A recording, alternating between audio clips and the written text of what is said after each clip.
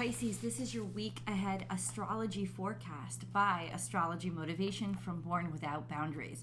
Every week in these videos, I review the major planetary aspects and transits and how they impact your natal sun and what that means for your bottom line, your day-to-day. All you need to enjoy this video is to know your birth date. Though, if you want to grab your natal chart, it's easy and it's free. Just search free natal chart or free birth chart and you'll have the information within seconds. But for right now, all you need is your birth date, because I will be translating your birth date into the correlating degrees on the zodiac wheel so that you'll know exactly how your natal sun is being impacted by the planets that it's interacting with. I'll start out really, really broad with the big stuff, the stuff that everybody should be aware of. And then I will whittle it down and focus the information to Pisces specific information. And then I will break things down into the decans, which is a group of 10 degrees. Every zodiac sign has 3 of them because every zodiac sign has a total of 30 degrees.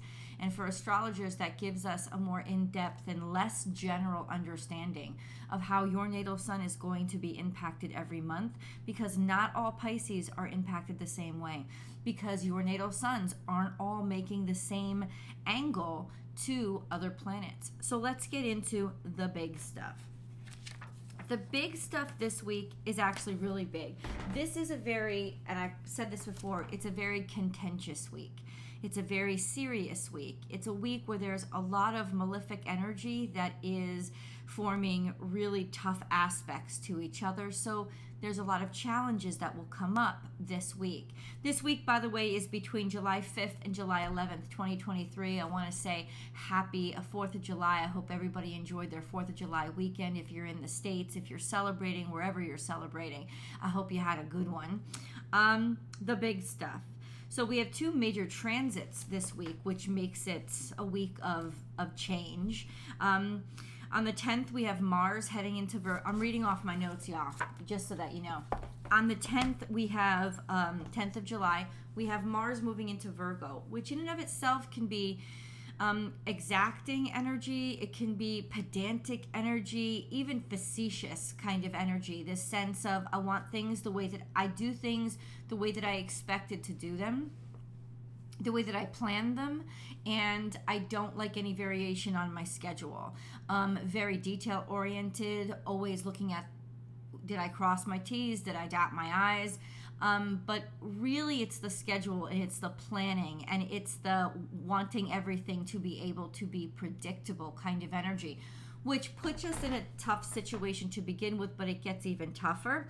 On the 11th, Mercury moves into Leo. So Mercury is leaving Cancer, where it's not so strong. That's the truth. But in Leo, it becomes very confident and it becomes very blunt. I mean, in the house of romance, you'd think it would be, it would be romantic, but it's not. It's very blunt, it's very forthright, and it's very confident. It's also not afraid to bring things to light. And considering another big aspect this week is that Mercury, by the 7th, is going to be opposite to Pluto, and that will position it as one of the corners of the grand square that's going to form this week in the sky. Grand square between Mercury, Pluto, and the nodes. This is a difference. This is a change. And it could mean major information coming out, or the way information is disseminated completely changing, because we're turning that north node, south node corner. And that's a big change in and of itself, to be square to both those energies, but to also be in opposition to Pluto, which is dynamic, metamorphic change. It is dharma. It is destruction and death in order to make room for resurrection. It's extremism. It's toxicity. It's the big purge. Opposite Mercury. Mercury opposite Pluto is all about investigation and digging into the depths, understanding them, and even speaking about them, learning that information. So there could be some huge revelation that comes out through information and communication, especially when that on the 7th, when Mercury finally transits into finally transits into Leo. So you and I can both wait eagerly. All week long, we have Pluto trine to Uranus, which means that the planet of the oddities and the abnormalities is harmonizing with the planet of toxicities and what we throw away. So that could be quite interesting energy of what that ends up bringing up. It could also mean dynamic technological changes that finally are revealed. We have Venus still conjunct to Mars, which is very sexual energy, very heated energy, especially when they're both in Leo. When Mars scoots over into Virgo at the end of this week, they'll still be conjunct, though the conjunction is lessening. They'll still be conjunct. I just think that Mars will become much more exacting and demanding, and a sense of, okay, I want to know where this is going. We still have a square between Venus and Uranus that's formed, which means we want change. We want something dynamically different or unexpected. We kind of want to rebel against the norm when it comes to our value systems and when it comes to what we desire. And so any, especially relationship made during this time, may not last long, but it will be something that you remember forever. Let's put it that way. Saturn is opposite Mars. This is huge, especially when Mars, and it's going to be that way from the 10th of this month through the 30th of this month. So especially when Mars moves into Virgo, the opposition then will be between Saturn and Pisces, which is all about constructing dreams and structuring the mysteries of life and giving form to them. In opposition to Mars, which is now in Virgo, which is all about scheduling. Okay, I want to know when things are going to happen, how things are going to happen. So there could be some major push-pull between bringing our dreams into reality and actually making the reality function and work, and being able to give somebody a schedule for it, because you can't. It's really difficult, and it's a really tense time that can make us feel really kind of angry and resentful that things aren't going our way and things aren't getting done the way that we want them to get done, and nobody is giving us the answers that we need, and that can cause a great deal of anxiety. We also have Saturn semi-square to Chiron, and especially because Saturn is now opposite Mars, or will be opposite Mars as of the 10th, there becomes this grind on, well, maybe it's just because I'm not good enough. Maybe it's just because I can't fix the mistakes that I've made, or I'm not doing things up to par. And that could also be wearing on our self-esteem. So we're entering into another 20 days of real struggle with self-doubt, resentment, because just the processes aren't lining up. So the challenge for all of us, especially you guys, Pisces, are going to be to not take it personally. If something new is coming to be and being created, it makes sense that there's no pathways for it or schedules for it, and that you kind of have to do the grind and the hard work of putting that all into place. And that's just going to be what we're experiencing over the next 20 days or so. So let's get into the Pisces specific information, okay? Pisces specific information, we have Neptune. Neptune is your modern ruling dignitary, and we have Jupiter, which is your traditional ruler, which we still look at to understand energies that could impact you. We're also going to look at Pisces, the zodiac sign, like what's happening in that section of the sky. So a lot is, Saturn is in Pisces. It will move it's in retrograde, so it'll move between 6 and 5 degrees this week. And Neptune is in retrograde now in Pisces, but it's holding steady at 27 degrees. So we have two very contrasting energies that are happening in your zodiac sign, and it's been happening, and it will continue to happen for quite a few years. So actually Saturn it will be there for about 2.5 more years. Neptune will be there for about the same. So yeah, these two energies are just, it's almost like you're being pulled in two totally different directions. You know, your creativity versus your sensibility of, but I want to get this done. And it's like, it's just kind of ripping that energy into pieces. So it can you'll already be feeling this conflict, but now I think you'll be held to this energy coming over from Virgo that says, okay, well, let's resolve the conflict by planning things and structuring things and laying down a logistics plan. It's that kind of energy. So we have, let's look at Jupiter and Neptune. So Jupiter is going to be semi-square to Neptune, which challenges our ability to like contain our dreams, challenges our ability to be able to take things slow and not believe illusions. Like, it's good to be inspired by our dreams and our fantasies, but if they're too big and too grandiose, there's that sense of maybe we won't be able to even keep up with them, and then we'll never get them built because you're going to have to start smaller, and Jupiter makes everything bigger. So that's the challenge. But it is very creative energy, so you could experience a lot of inspiration right now. On the 11th of this week, the moon is going to conjunct Neptune. What does that mean? It means that it will exaggerate and volumize, sort of magnify this semi-square between Neptune and Jupiter. So these are your two ruling dignitaries, and they're semi-square to each other, which means they're kind of challenging each other. They're a little bit acting stubborn with each other. And then the moon comes in and makes things oh so much more personal. So the 11th can be a very emotional and very personal day for you, a sense of maybe taking everything personally or feeling like I need to do more and be bigger, but I don't know how to get it done kind of energy. Just an FYI. Neptune, once again, is semi-square to Jupiter all week. It is sextile to Pluto. So over the next 13 years, really Neptune, its larger than life plan is all about spirituality and transforming our understanding of our God space and our faith, and kind of working with darker energies to see how beautiful and what beauty we can create from them. That kind of energy.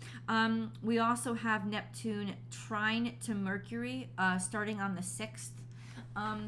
So starting on the 6th of July. So Neptune trine Mercury is very creative energy. It's musical, I would say, and especially when Mercury, it's musical. It's musical. It's being able to actually articulate what you want to say, and being able to really come up with some beautiful creations that you can articulate in a very practical way. This kind of opens up the space for you to really start making sense of all the things that have been rushing through your creative space, and maybe actually give them some form. And then you have, oh, wait a second.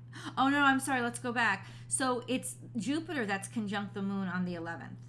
Okay. And it's Neptune that's conjunct the moon on the 8th. So you have Neptune and Jupiter semi-square to each other. On the 8th, the moon will conjunct Neptune. And on the 11th, the moon will conjunct Jupiter. So look for the 8th and the 11th to be especially emotional days. Maybe take personal days on those days. Also watch your dreams and watch your psychic energy on those days. Watch it, because it will try to tell you something, and there will be information that will come through that could really be productive for you. But also there is also the sense you could feel really drained. A lot of times energies with the moon, you could feel really drained because there's a lot going on that you can't see or touch or feel or really comprehend. So it would be nice those 2 days, the 8th and the 11th, for you to be able to give yourself enough space to be able to go through it. Let's go into the decans. So Pisces, if you know that your natal sun falls between 0 and 9 degrees, Pisces, It's in the first decan of Pisces, and you're Pisces 1. That correlates to Pisces birthdays that are in February. So February Pisces, anywhere between even February 21st through the 30th or maybe the 1st of March, really usually the 22nd but some people's birthdays you might start earlier. Actually, you might start earlier because February has that weird couple of dates, right? So it's anywhere between, it could be February 19th and the 29th, or 29th, and sometimes February is 28th, so some years it'll be March 1st as well. Those are you guys. So definitely Aquarius cusps.